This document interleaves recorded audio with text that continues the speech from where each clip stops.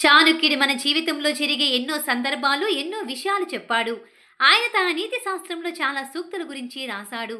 దారిద్ర్య దేవతకి ఇంట్లోకి ప్రవేశించడానికి గల కారణం కూడా నీతి శాస్త్రంలో ఉంది. మన లైఫ్‌లో చెడ్డ కాలం మొదలైనది మనం ఎలా గుర్తించగలుగుతామో ఈ వీడియోలో వివరంగా తెలుసుకుందాం. చాలా మంది ఇళ్లలో తులసి మొక్కను పెట్టుకొని పూజిస్తూ ఉంటారు. ఈ మొక్క ఇంటి ఆవరణంలో లక్ష్మీదేవి రాకకు ప్రత్యేకంగా ఉంటుంది.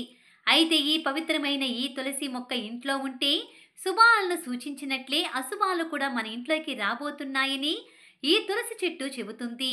అయితే ఇంట్లో తులసి మొక్క ఎండిపోతే ఆర్థిక ఇబ్బందులు తప్పవని నీతి శాస్త్రాలు చెబుతున్నాయి. కాబట్టి తులసి మొక్క వాడిపోతుంది అంటే అది మీకు చెడు కాలమని గుర్తించుకోండి.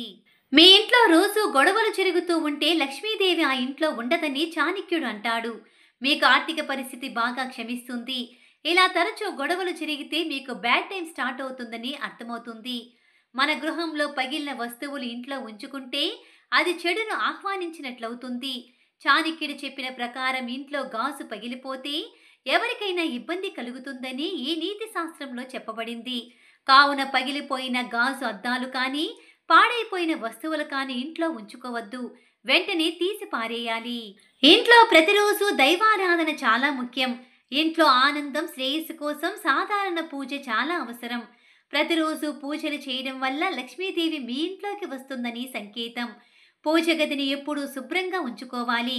ఊరికే ఉంచుకుంటే దారిద్రానికి దారితీస్తుంది. ఎప్పుడూ దీపారాధనతో కలకల్లాడుతూ ఉండాలి. అప్పుడు లక్ష్మీదేవి మీ ఇంటికి వస్తుంది. దారిద్రం వెళ్ళిపోతుంది.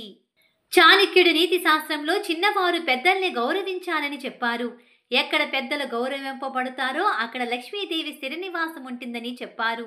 అందుకే పెద్దల్ని ఎప్పుడూ గౌరవించాలి, వారిని కించపరచకూడదు. పైన చెప్పిన 5 కారణాలు చాణక్యుడి యొక్క నీతి శాస్త్రంలో క్షుణ్ణంగా రాయబడినవి.